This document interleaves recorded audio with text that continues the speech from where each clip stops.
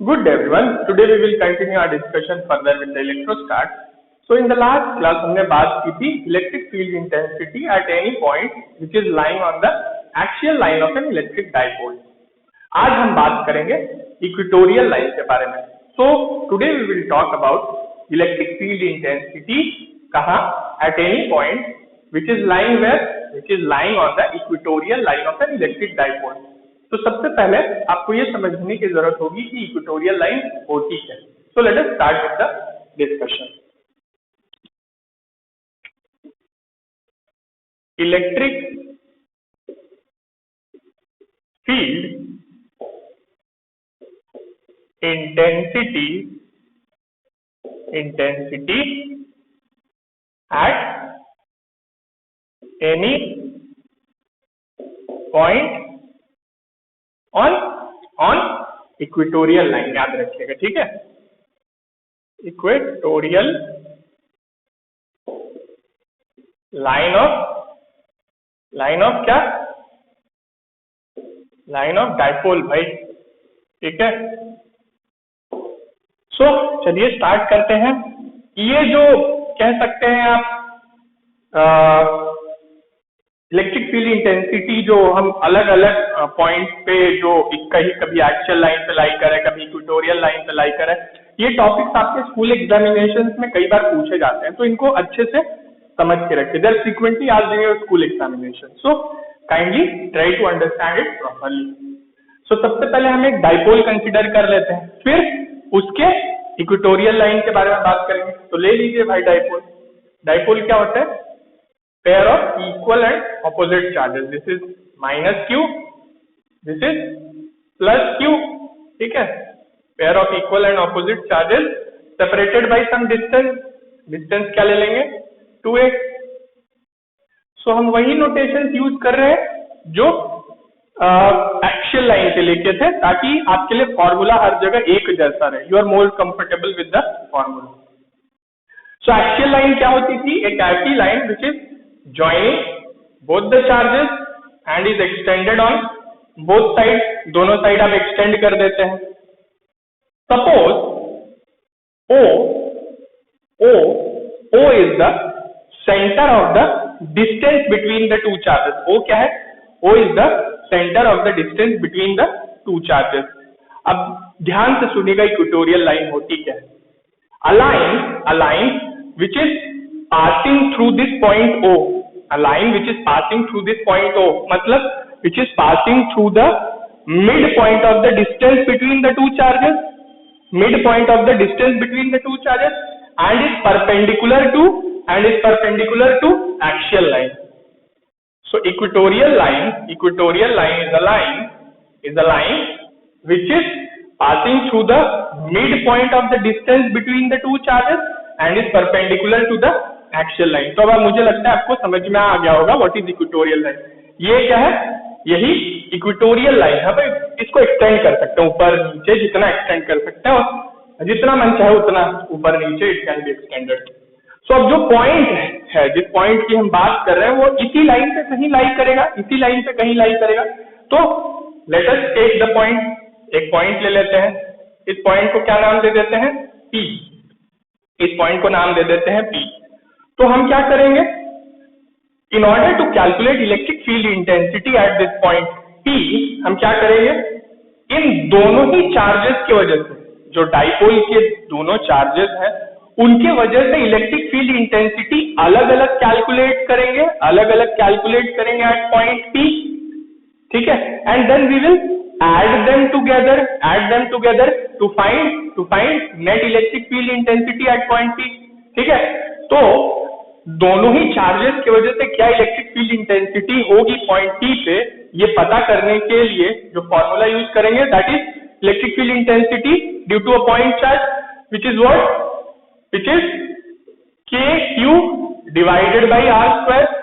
यही होता था, KQ डिवाइडेड बाई R². बात की थी हमने इसके बारे में.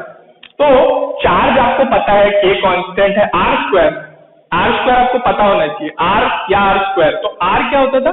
R is the distance of the point from the charge. R is the distance of the point from the charge. तो हमें इस पॉइंट P का डिस्टेंस पता करना होगा दोनों ही चार्जेस से। So let us do that, देख लेते हैं कैसे होगा। अब आई होप आप लोगों ने राइट एंगल ट्रायंगल और पाइथागोरस थ्योरम के बारे में पढ़ रखा है। ऑफ कोर्स इन क्लास 12 आपने इसके बारे में पढ़ ही रखा होगा जूनियर क्लास में। सो हम उसी का यूज करेंगे टू कैलकुलेट दिस डिस्टेंस, ठीक है। अब हम इन पॉइंट्स को कुछ याद, जहां ये पॉइंट चार्जेस रखे हुए हैं उनको कुछ नाम दे देते हैं। Let this point be A, let this point be A, कौन सा पॉइंट जहां चार्ज माइनस क्यू रखा हुआ है, and let this point be B, कौन सा पॉइंट जहां चार्ज प्लस क्यू रखा हुआ है। तो मुझे एक चीज बताइए, if this whole distance is 2a, अगर ये पूरा डिस्टेंस 2a है तो क्या इतना a होगा? a होगा भाई। ओ मिड पॉइंट है किसका? Distance between the two charges का। तो ये पूरा डिस्टेंस अगर 2a है तो ये a होगा ही, जरूर होगा। और इस पॉइंट से, मिड पॉइंट से ये जो पॉइंट P है, इसका डिस्टेंस कितना दिया है? इसका distance they will provide you, and this distance is r, ठीक है।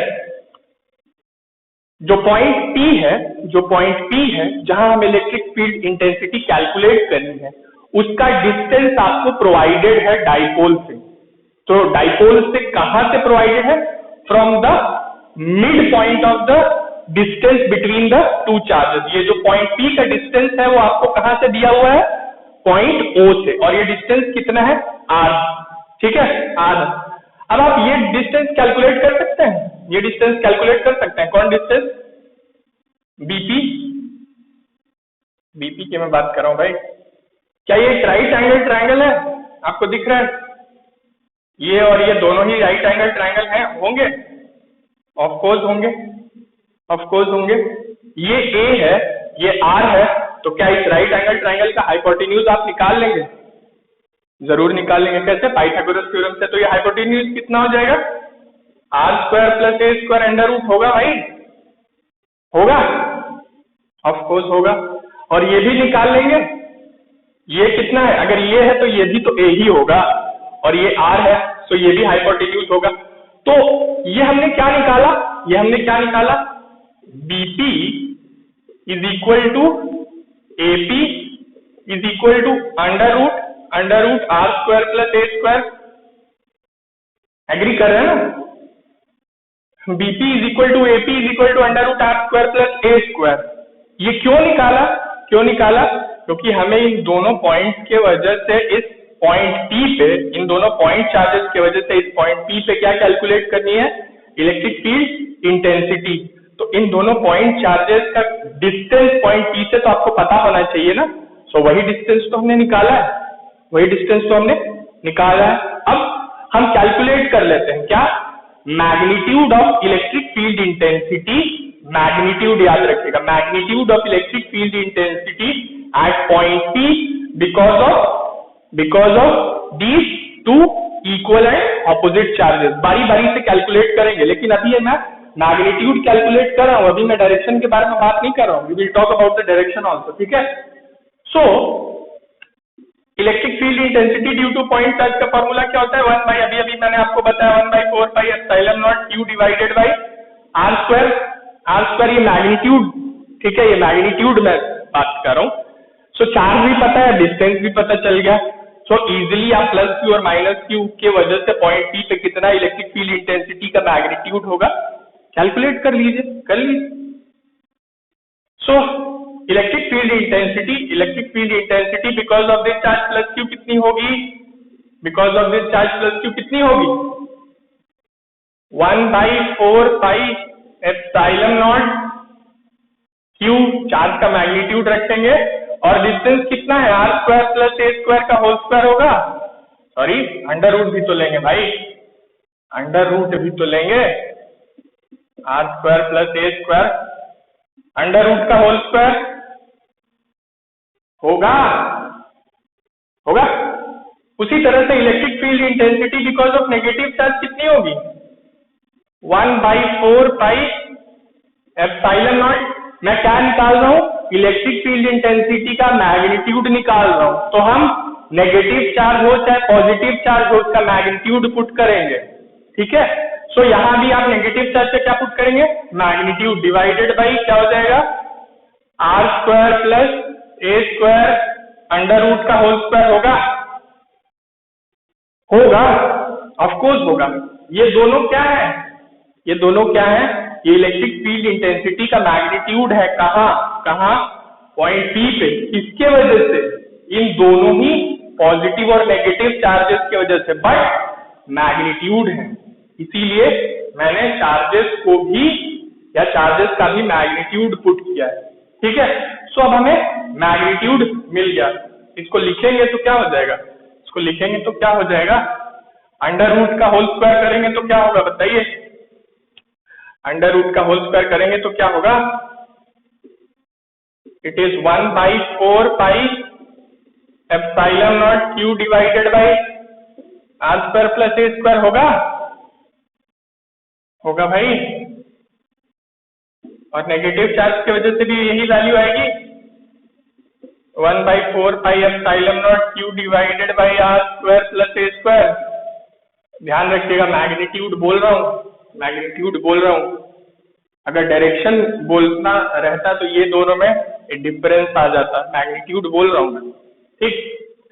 अच्छा देखिए, ये तो हो गई मैग्नीट्यूड की बात, मैग्नीट्यूड हमें पता चल गया, बट इलेक्ट्रिक फील्ड इंटेंसिटी आप जानते हैं क्या है, एक वेक्टर क्वांटिटी है, तो सिर्फ आप मैग्नीट्यूड बता के तो छोड़ नहीं देंगे, you have to report the direction also. So अब जरा डायरेक्शन के भी बारे में बात कर लेते हैं।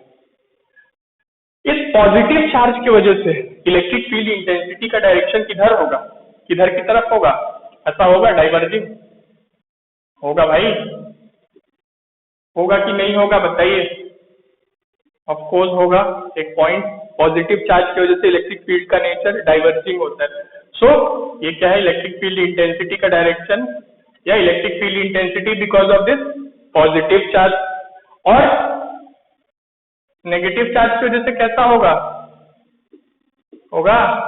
ऐसा कुछ, electric field intensity because of negative charge, ध्यान से देख लीजिए, पॉजिटिव चार्ज की वजह से डायरेक्शन ऐसा है, नेगेटिव चार्ज की वजह से डायरेक्शन ऐसा है, तो हमें क्या चाहिए, हमें नेट इलेक्ट्रिक फील्ड इंटेंसिटी चाहिए because of this electric dipole. तो डाइपोल में दोनों ही चार्जेस हैं, तो दोनों ही चार्जेस की वजह से आपने अलग अलग इलेक्ट्रिक फील्ड इंटेंसिटी निकाली, मैग्नीट्यूड भी निकाल लिया, उनका डायरेक्शन भी आपने देख लिया। अब क्या अगर दोनों का वेक्टर एडिशन कर दिया जाए तो हमें नेट इलेक्ट्रिक फील्ड इंटेंसिटी नहीं पता चल जाएगी, ऑफ कोर्स पता चल जाएगी। So as it is getting a bit longer, I'll stop here and I will continue the same thing in the next lecture. Thank you so much.